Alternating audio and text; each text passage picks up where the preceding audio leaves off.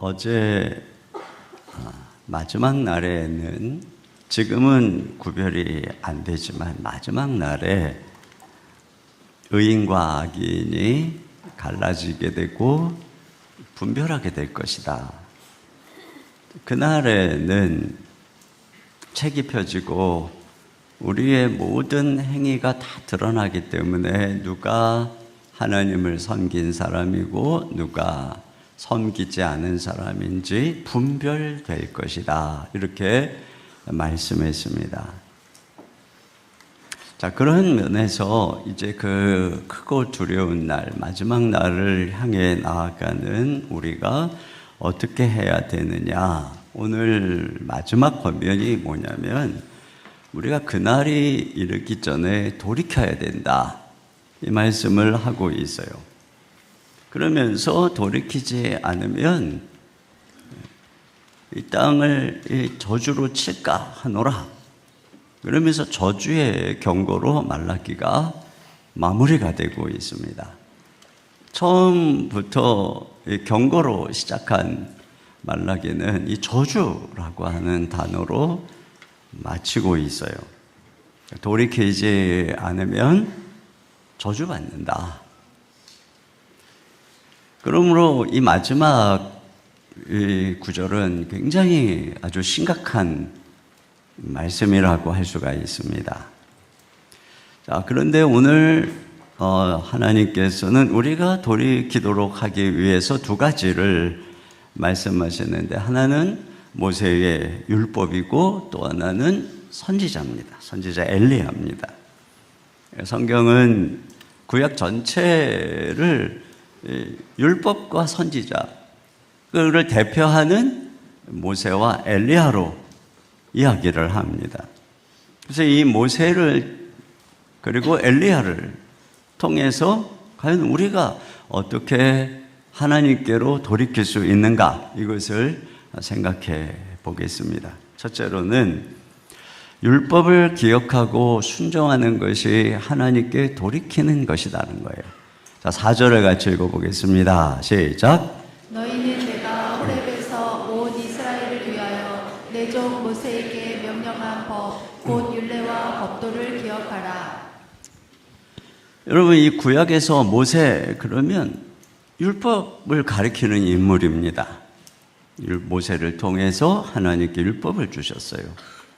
그래서 가나안 땅에 들어가기 전에 광야에서 이스라엘 백성들을 율법으로 가르치셨습니다.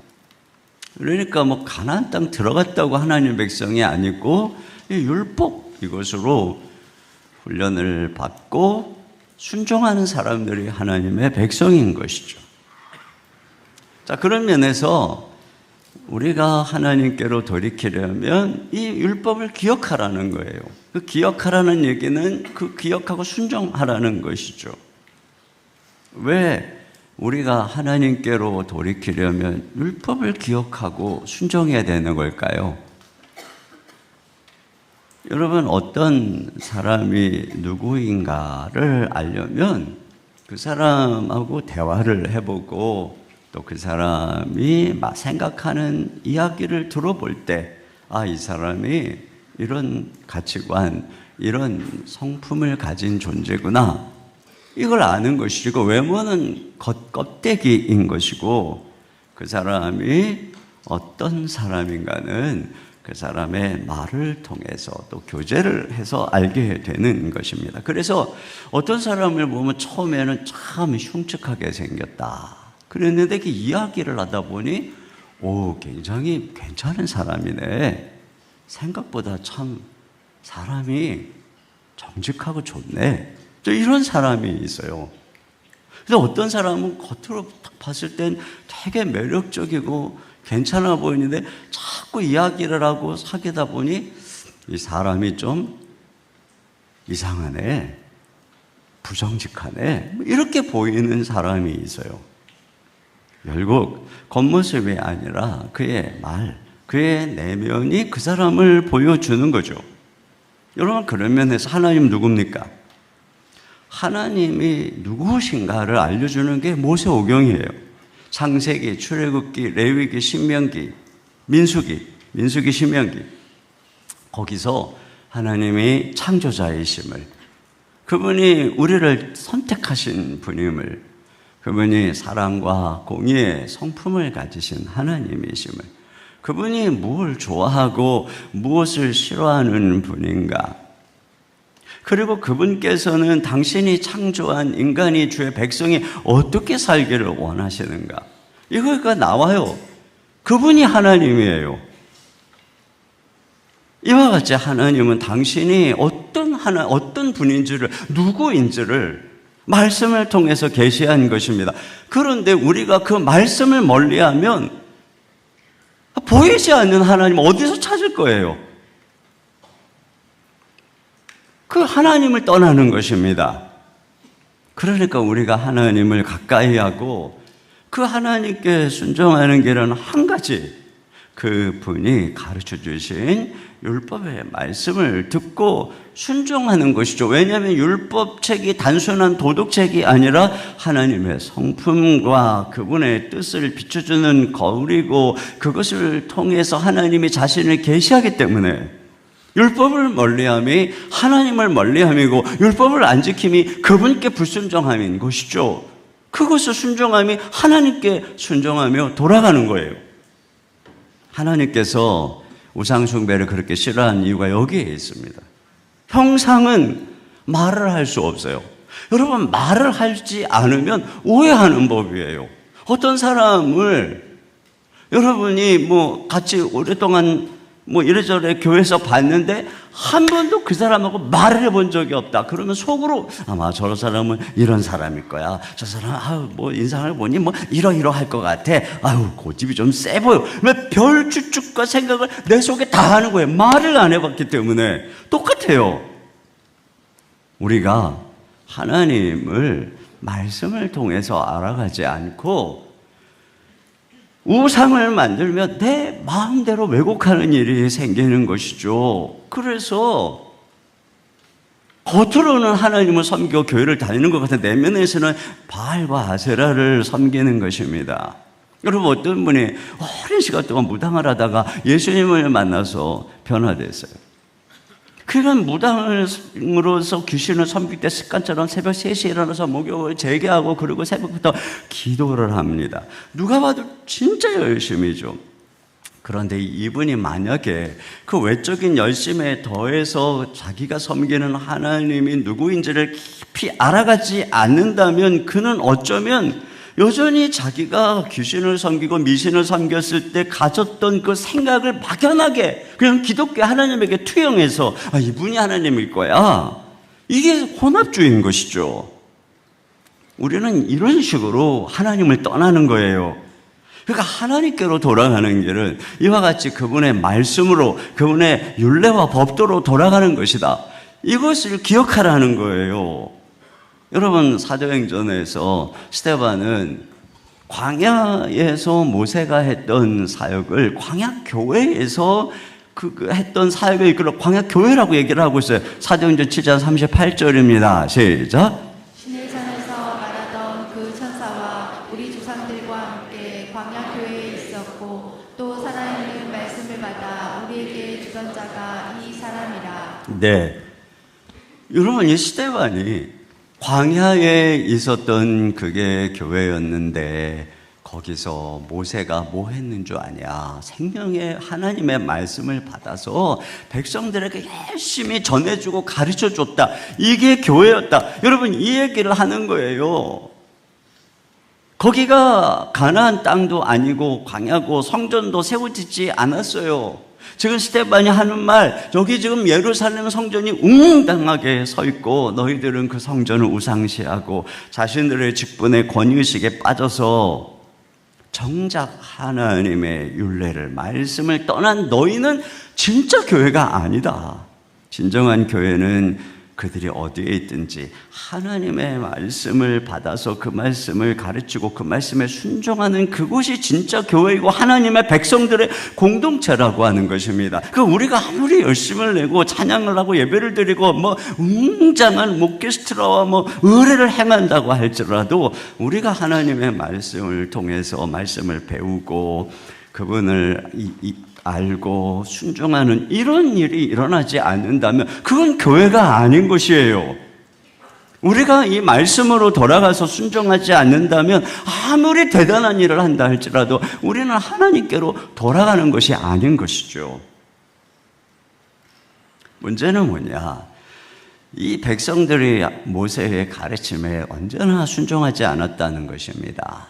광야에서도 그랬고 내내 가나안 땅에 들어와서도 사사기 내내 또 잠깐 다윗 때 조금 그런 듯 하더니 또 나라가 갈라져 갖고 북이스라엘은 더 심하고, 오늘 여기 지금 이 말라기 백성들을 보세요. 우리가 좀 계속 살펴본 것이 어떻게 그들이 하나님 말씀을 제대로 가르치지 않았는지, 어떻게 말씀에 경멸했었는지 우리가 봤잖아요. 북이스라엘에서는 어떻게 이 제사장 레위인들이 다 쫓겨나서 그들이 우상을 섬기게 되었는지, 또 어떻게 악한 시대에는 이 성전에 이 제사장 레위인에게 줄 양식이 없어서 온전히 율법을 가르치는 사역을 등한하게 되고 우상 숭배를 하게 되고 그 온 나라가 부패하게 되었는지, 이스라엘은 이런 역사의 끊임없는 반복이었고, 그래서 신명기에 있는 저주대로 다 포로로 끌려가고 재앙을 당한, 이게 바로 역사입니다. 역사. 핵심은 한 가지예요. 율법의 말씀을 기억하지 않고 다 하나님을 떠났기 때문에.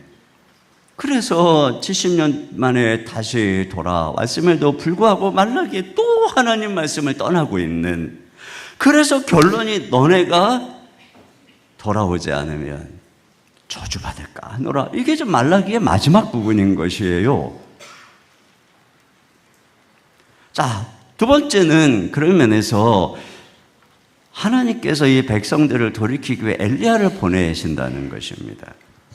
자, 5절을 같이 보겠습니다. 5절 시작.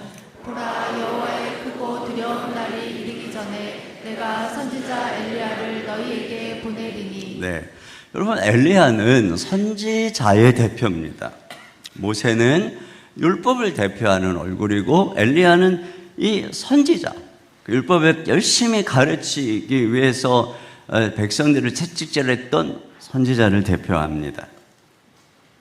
그래서 모세는 율법을 전해주고 율법을 이 백성들에게 열심히 가르쳤던 그런 기초, 틀, 규례를 만든 사람이라면, 이 선지자는 그 율법에서 백성들이 떠나서 우상 숭배하고 불순종하면 그들에게 가서 그들을 책망하고 그들에게 말씀을 가르쳐서 다시 말씀으로 돌아와라, 하나님께로 돌아와라, 이렇게 말한 사람이 선지자입니다. 그 대표가 엘리야예요. 그래서 우리가 아는 것처럼 엘리야는 가장 악한 아합 왕 시대에 하나님이 그에게 강한 심령과 능력을 주셔서 그 악한 왕 면전에서 말씀을 전하고 책망하고 바알 아세라 선지자와 맞대결을 하면서 불을 내려서 살아계신 하나님을 증거하고, 그가 기도하면 하늘이 닫히고 그가 기도하면 하늘이 열리고, 이걸 통해서 하나님은 엘리야가 나의 종이다, 그가 참 선지자다, 이걸 가르쳐 주신 것입니다. 그렇게 해서 결국에는 엘리야를 통해서 하나님의 말씀을 그들에게 하나님이 어떤 분인지를 이 선지자를 통해 제대로 가르치고 그래서 돌아오게 하려고 한 것입니다. 이게 초점이에요. 그런데 그런 엄청난 불을 내림에도 불구하고 이세벨이 바뀌지 않고 살기 등등했을 때 엘리야가 낙담해가지고 로뎀나무 아래서 낙담해 있을 때 결국은 하나님이 그를 호렙산으로 보내죠. 모세가, 이 원조인 모세가, 선지자의 원조인 모세가 그 40주야를 올라가서 하나님의 율법의 말씀을 받았던 호렙산을 향해서 40주야를 갑니다. 그리고 거기서 음성을 듣죠. 세미한 음성을 들어요. 그리고 엘리야가 한 일은 뭐냐? 선지학교를 세워서 사람들을 키우는 일이었어요. 이것이 바로 엘리야의 사역이고 이것이 선지자들의 사역이었어요. 시대마다 하나님께서는 선지자를 일으켜서 그들이 잘못 가고 우상 숭배를 하면은 다시 말씀으로 돌아오도록 한 것입니다. 그런데 그 엘리야가 한 사역의 핵심이 뭐냐? 자, 6절입니다. 6절 다 같이요. 시작. 그가 아버지의 마음을 자녀에게로 돌이키게 하고 자녀들의 마음을 그들의 아버지에게로 돌이키게 하리라.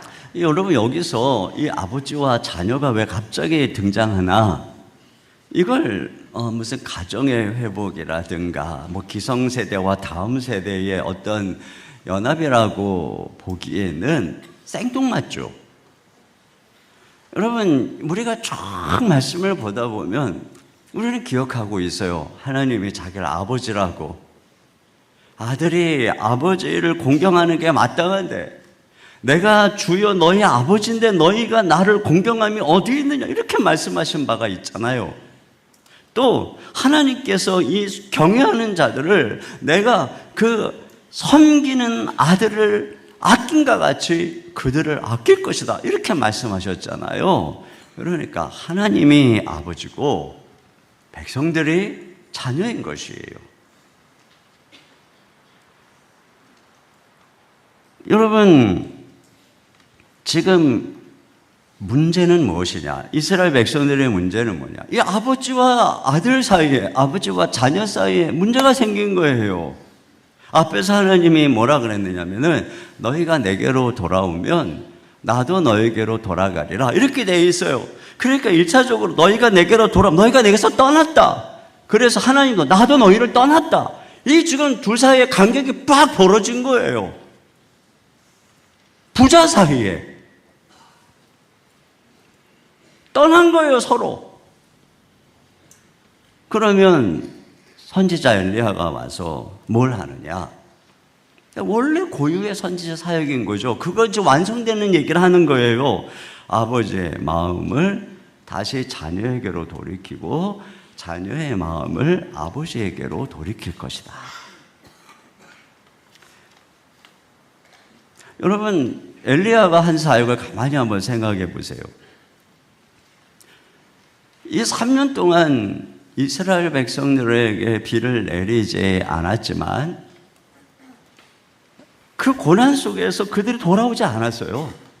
뭐 회개하고 돌아오지 않았어요. 그런데 갑자기 하나님께서 엘리야를 보내면서 내가 비를 내리겠다, 이렇게 하세요.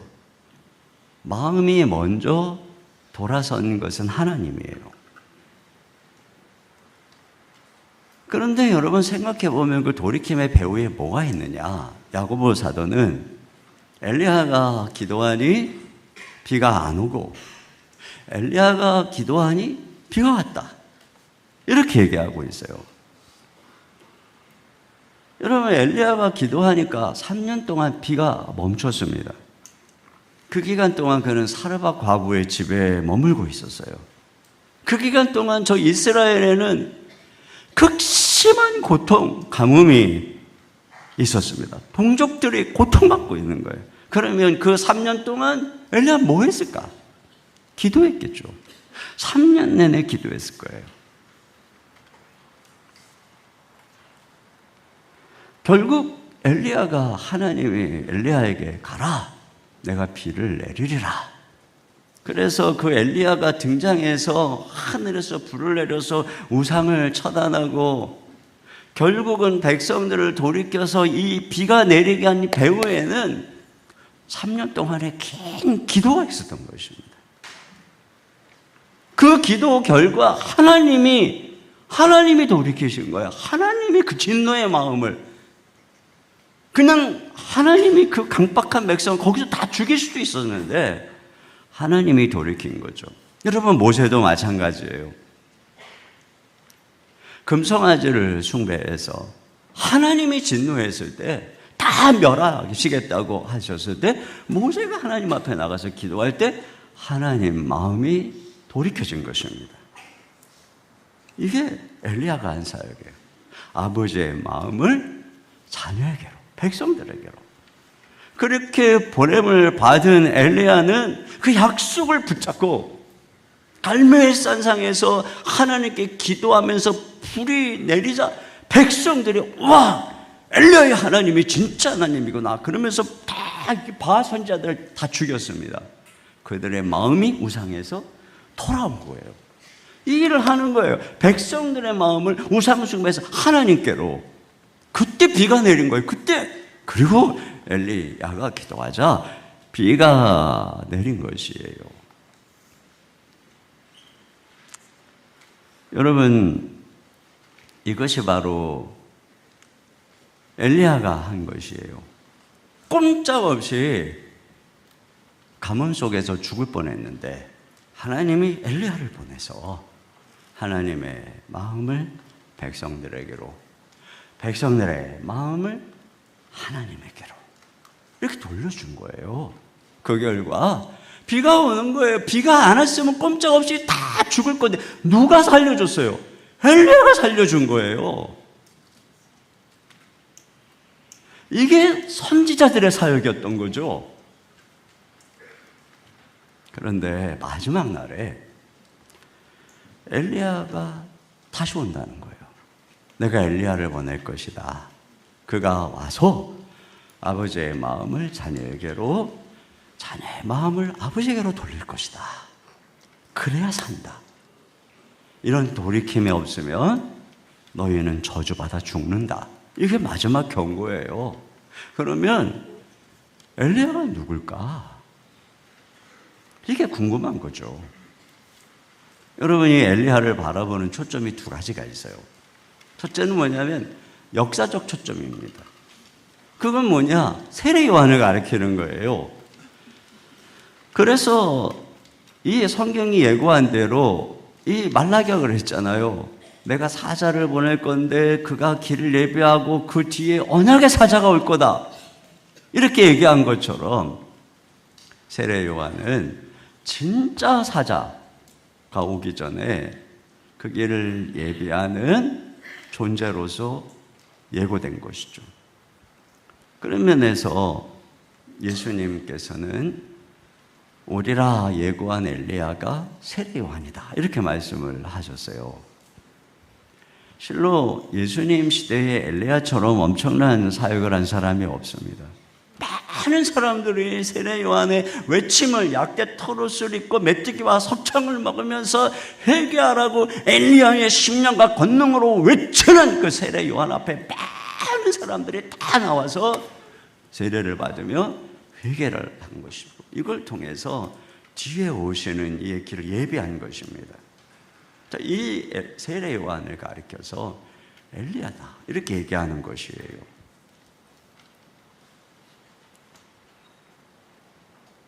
그러나 세례 요한은 마지막 선지자로서 예수님의 길을 예비한 것이지 그가 선지자의 사역을 성취한 건 아니에요. 예수님은 세례 요한이 여자가 난 자 중에 제일 크다, 그만큼 위대하다, 그만큼 엄청난 사역을 했다. 그러나 또한 그에 대해서 천국에서는 가장 작은 자보다 작다 그러셨습니다. 세례 요한은 비범한 마지막 전령자였지만 그가 구원을 이루는 사람이 아니라는 거예요. 그는 구원을 맛보는 신약시대의 사람조차 아니라는 거예요. 결국 모세, 선지자의 원조죠. 모세를 지나 선지자를 대표하는 엘리야를 지나 마지막 선지자인 세례 요한, 그들은 뒤에 오시는 일을 예고한 거지 그들에 의해서 진정으로 백성들이 돌아오고 진정으로 하나님을 돌이켜서 진정한 회복이 일어나지 않았어요.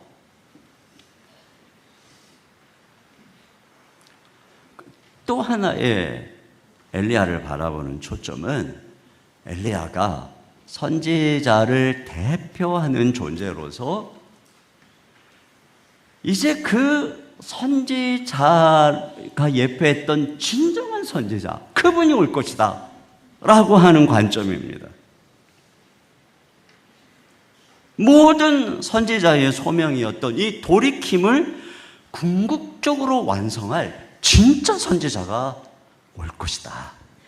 그분이 와서 하나님 마음을 우리에게로 돌이키고 우리 마음을 하나님께로 돌이킬 거다. 그 얘기를 하는 거예요. 그런 면에서 여기서 우리가 기억하는 이들이 바라보았던 이 모든 선지자가 돌이킴을 완성할 바라보았던 그 선지자를 모세가 뭐라고 처음부터 예언을 했느냐 하면 하나님이 나와 같은 선지자를 보낼 것이다. 이렇게 예언을 했어요. 그리고 신약시대의 베드로는 그 선지자가 모세가 말했던 나와 같은 선지자가 올 것인데 그가 바로 예수 그리스도다. 이렇게 얘기한 거예요. 자, 사도행전 3장 22, 23절 다 같이요. 시작. 모세가 말하되 주 하나님이 너희를 위하여 너희 형제 가운데서 나 같은 선지자 하나를 세울 것이니 너희가 무엇이든지 그의 모든 말을 들을 것이다.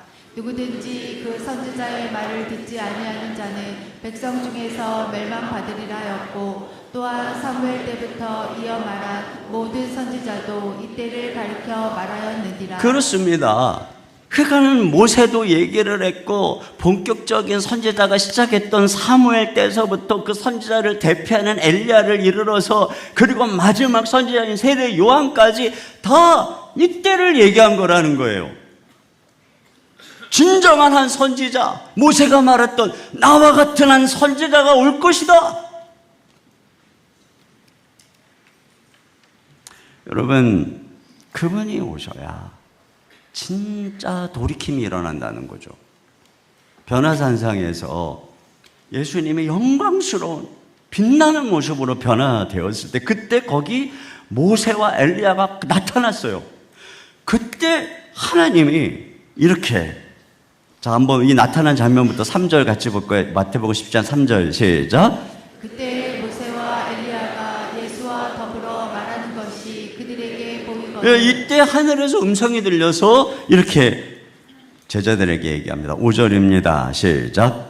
말할 때 호련히 빛난 구름이 그들을 덮으며 구름 속에서 소리가 나서 이르시되 이는 내 사랑하는 아들이요 내 기뻐하는 자니 너희는 그의 말을 들으라 하시는지라. 너희는 그의 말을 들으라 라고 한 이게 무엇의 울림이냐?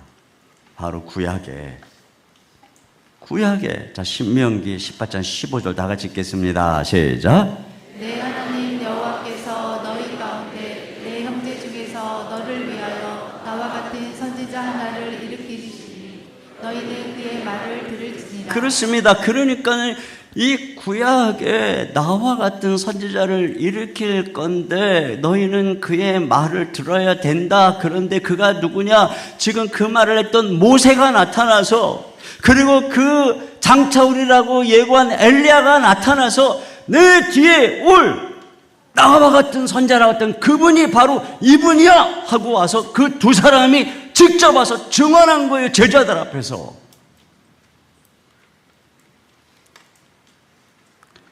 여러분, 궁극적으로 우리를 돌이킬 분은 누구냐? 바로 성경이 예언한 나와 같은 선지자 예수님이라는 거예요. 모세도 돌이키지 못했고 엘리야도 돌이키지 못했고 세례 요한도 돌이키지 못합니다. 인간이 얼마나 완고하고 쇠심줄 같은 고집을 가졌는지 모세 할아버지가 나타나도 못 돌이킵니다. 엘리야처럼 불을 내리는 사람이 나타나도 못 돌이킵니다. 인간 중에 가장 큰 자라고 하는 세례 요한과 같은 엄청난 심령과 능력을 가진 사람이 나타나도 못 돌이킵니다. 그런데 단 한 분, 나와 같은 선지자, 바로 그 선지자이신 예수님이 우리를 돌이키는 진정한 선지자라는 거예요. 여러분, 예수님은 먼저 아버지의 마음을 자녀에게로 돌이키신 분입니다. 그분은 죄가 없으시지만 우리에 의해서 다 저주를 받으심으로 하나님의 진노를 담당하셨습니다. 그래서 예수님 안에서 하나님 아버지의 마음이 자녀인 우리에게로 돌아선 것입니다. 우리 대신 십자가에 예수님을 못 박고, 그리고 이제 그 예수님 안에서 우리를 용서하고 사랑하시고 하나님이 우리를 두 팔 벌려서 기다리는 거예요. 이렇게 하나님이 우리에게 돌이키게 하신 분이 예수님이라는 것입니다. 동시에 그분은 자녀의 마음을 아버지에게로 돌이키는 분입니다. 십자가의 놀라운 용서와 사랑 안에서 우리는 하나님 아버지가 아들을 주시기까지 우리를 사랑하셨구나 알게 하는 것입니다. 여러분, 앞서 말한 것처럼 우리가 아버지께로 돌아가는 것은 그분의 율례와 법도를 기억하고 행하는 것이라 그랬죠. 그리고 그 말씀에 순종함으로 돌아간다 그랬습니다. 그런 면에서 예수님은 하나님의 율법이 성육신하신 분입니다. 예수님은 자신이 아버지의 뜻과 성품을 그대로 계시한 분입니다. 그래서 아들을 본 자는 아버지를 보았다 이렇게 말씀하시는 거죠. 예수님은 친히 하늘에서 내려오셔서 본인의 인격으로 그 말씀을 존재로 보여주시는 것입니다. 그렇게 분명히 하나님을 알게 하신 분이 예수님인 것이에요. 그런데 더 나아가서 예수님은 믿는 우리에게 성령을 보내시고 우리 굳은 마음을 변화시켜서 우리가 말씀을 사모하고 순종할 능력을 주셔서 우리로 하여금 아버지께로 돌아갈 능력을 주시는 것입니다. 그렇게 해서 예수님은 우리가 율법을 성취하게 하시는 거죠. 그래서 아버지께 돌아가게 하는 거예요. 이것이 선지자의 사역이었죠. 모세도 엘리야도 선지자도 핵심이 뭐라 그랬어요? 율법으로 돌아가는 것, 순종하는 것, 우상에서 돌이켜 율례와 법도를 행하는 것. 그렇게 돌아와라. 그런데 이 일을 인간이 죄인이어서 율법이 못했는데 예수님이 오셔서 하셨다는 거예요. 결국은 이것이죠. 말씀에 순종함으로 돌아가는 것이지, 예수님을 믿는다고 그러면서 계속 말씀에 불순종한다, 안 돌아가는 거예요. 이거는 아니, 어떻게 불순종하면서 돌아갑니까? 마음만 죄, 실제적인 삶에서는 불순종. 그는 아버지께로 돌이킨 게 아닙니다. 그런데 그 돌이킴을 이루시는 분이 예수님이라는 거예요. 여러분, 복음을 잘 기억하세요. 복음은 첫째 무엇이냐? 하나님 아버지를 우리에게로 돌이킨 사건입니다. 이걸 주님이 이루신 것입니다. 복음은 뭐냐? 하나님이 돌아오셨다. 하나님이 우리를 사랑하신다. 하나님이 우리를 기다리신다. 하나님이 예수님 안에서 우리의 구속을 위한 모든 것을 다 이루셨다. 소식이죠. 우리 무엇만 하면 돼요? 믿음으로 돌아가기만 하면 주님이 우리를 의롭다 하고 주님이 우리를 새롭게 하신다는 거예요. 동시에 복음은 무엇입니까? 예수님이 우리를 하나님께로 돌이킨다는 것입니다. 주님이 우리가 하나님께로 돌아갈 방법과 능력을 다 마련하셨다는 거예요. 십자가에서 우리가 하나님께로 돌이키는데 가는데 방해가 되는 죄, 사단, 내 안에 내주하는 죄의 능력, 내 안에 있는 육신, 이 모든 것들을 다 못 받고 더 나아가 내 안에 성령을 보내주셔서 이제 너희가 성령을 의지하기만 하면, 성령 안에서 나와 동행하기만 하면 너희는 열매를 맺을 거야. 성령의 열매를 맺으면 그 사람은 율법이 아무도 금지하지 못해. 그는 율법을 성취하는 거야. 이와 같이 예수님은 새 언약을 성취하는 거죠. 우리의 마음을 변화시켜서 예언하게 하지 못했던 순종하는 일을 하게 복음이 다 했다는 거예요. 길이 뻥 뚫렸다는 거예요. 너희가 아버지께로 돌아가는 길을, 옛날에는 이것 때문에 못했고 이것 때문에 못했는데 내가 장애물 다 지워서 쫙 고속도로를 깔아놨다. 이게 복음이에요. 이게 복음이에요. 그러니까 복음의 첫째는 뭐예요? 복음의 한쪽 반쪽은 하나님 아버지께서 돌아오셨다. 너희에게로 예수님 안에서 모든 진노를 다 해결하시고 너희를 사랑하셨다. 만세전에 너를 선택하고 너를 사랑하고 기다리신다. 이거예요, 이거. 또 다른 복음의 반쪽은 그 하나님께로 너희가 돌아갈 수 있도록 예수님이 십자가에서 다 이루셨다. 이거예요. 이게 복음이에요. 제가 이제 다음 달에 로마서 책이 나오겠지만 잘 읽어보세요. 성경이 말한 게 그거예요. 그게 복음이에요. 근데 다 이 반쪽만 갖고 하나님 돌아오셨다. 하나님 다 하셨다. 자기는 안 돌아가. 어떻게 되는 거예요, 그러면? 여기 뭐라 그랬어요? 돌이키지 않으면 저주를 받을까 하노라. 그러잖아요. 하나님이 돌아왔는데 그걸 알아. 다 듣고 눈물도 흘려. 감동도 해요. 찬양도 막 한 시간씩. 주여 내가 내 인생을 주께 드리겠습니다. 그리고 안 돌아가. 그게 광야의 백성들이에요. 은혜가 있을 때만 막 울고 하나님 막 찬양하고 막 홍해 앞에서 막 찬양하고 조금만 고난이 오면 불평하고 원망하고 우상 숭배하고 세상을 따라 살아가고. 그게 이스라엘 백성이에요.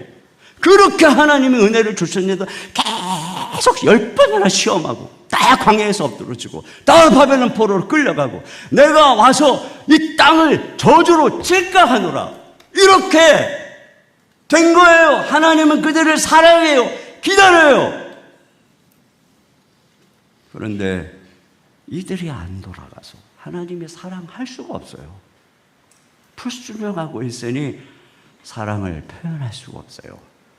그러면서 뭐라 그러는 거예요? 하나님이 우리를 사랑한다면 어떻게 이런 일이 있었습니까? 하나님 당신이 살아 계시다면 어떻게 저 악한 자들이 잘되고 우리는 이렇게 고난을 받을 수 있습니까? 공의 하나님 어디 있습니까? 겨우 종교적인 거칠을 하면서 우리가 주님을 섬긴 게 헛되고 어쩌고 저쩌고 저쩌고 저쩌고. 근데 하나님 뭐라 하는 거예요? 너희가 돌아와야 된다는 거예요. 돌아와야 된다는 거예요. 돌아오지는 않고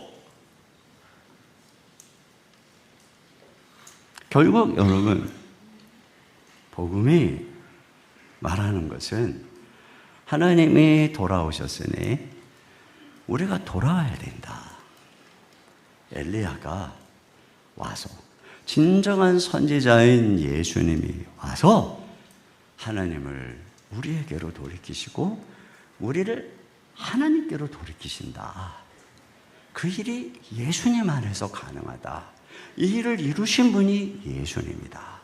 이거예요. 그래서 그분은 오셔서 구약의 모든 예언을 성취하시는 거예요. 율법을 성취하시는 거예요.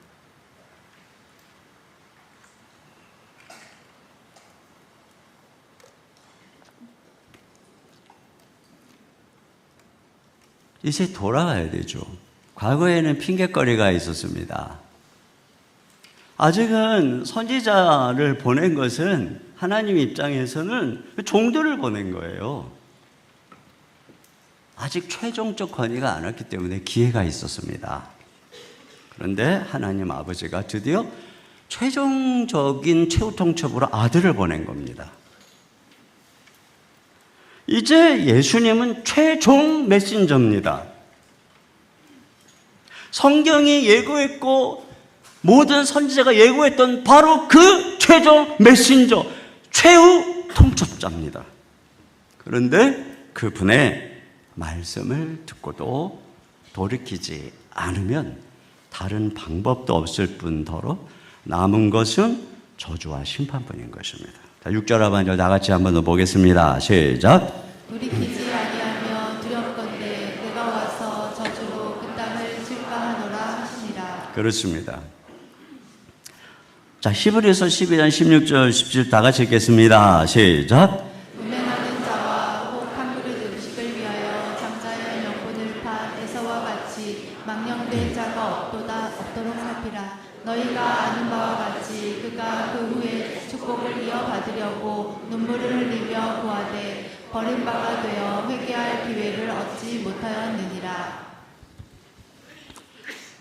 예수 그리스도의 은혜를 저버리고 그분의 그 약속을 가지고 있으면서도 결국 약속의 믿음을 화합해서 말씀에 순종하지 않으면 더 이상 기회가 없다는 것입니다.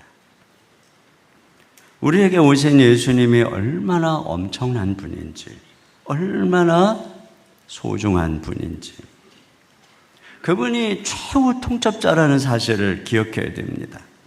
우리는 더 이상 엘리야를 기다릴 이유도 모세와 같은 이가 나타날 이유도 없습니다. 이미 모세보다 더 나은 분, 엘리야보다 더 뛰어난 분, 그분이 오셨어요. 최고의 선지자요. 우리를 온전히 가르쳐서 하나님께 돌이킬 그분이 나타났어요. 그분이 구원자예요. 최고의 구원자. 그러므로 다른 말에 귀 기울이지 말고 오직 그분의 말에 귀를 기울이세요. 예수님만 믿고 예수님 안에 거하시고 예수님을 사랑하고 예수님의 음성을 들으면서 날마다 그분과 동행하세요. 그러면 예수님이 날마다 우리에게 은혜를 주시고 우리에게 공의로운 해처럼 떠올라서 치유의 강선을 발하셔서 세상의 죄로 시들시들해진 우리를 외양간의 송아지처럼 벌쩍벌쩍 뛰게 하시고 순종의 걸음을 달려가게 하시고 사명의 걸음을 달려가게 하시고 악인들을 죄처럼 밟게 하시고 이렇게 만들어 주시는 이 놀라운 약속과 은혜가 예수님 안에 있는 거예요. 지금 이거 예수님에서 떨어지니까 자꾸 우리가 이상해지는 거죠. 예수님 안에 이 엄청난 은혜가 있어요. 그래서 그 예수님을 꼭 붙잡아야 되는 거예요. 날마다 그분 안에서 죄를 씻고 변화되고 하나님의 말씀을 사모하고 그 말씀의 원형이신 예수님 그분 안에서 정말 아름다운 하나님을 바라보고 그러면서 우리가 점점 예수님처럼 변화되고 하나님의 형상으로 아름답게 바뀌어져 가는 이것이 바로 우리가 하나님께로 돌아가는 것이고 그 하나님께로를 돌이키려고 예수님이 이 땅에 오신 거예요. 좀 얘기하지 마. 예수님 믿고 구원은 따놨어. 이제 내 마음대로 살아도 천국은 가. 이런 복음은 성경에 없는 복음이에요. 눈을 씻고 찾아봐도 없는 가짜 복음이에요. 그런 사람은 구원 받았는지 잘 몰라요.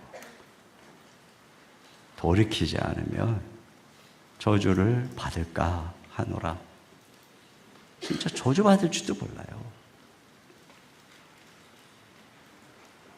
우리가 이 말라기의 엄청난 말씀을 통해서 결국은 우리는 진정한 복음이신 예수님을 배우는 것입니다. 이것이구나. 이것이었구나. 이걸 마음 깊이 간직했으면 좋겠어요. 우리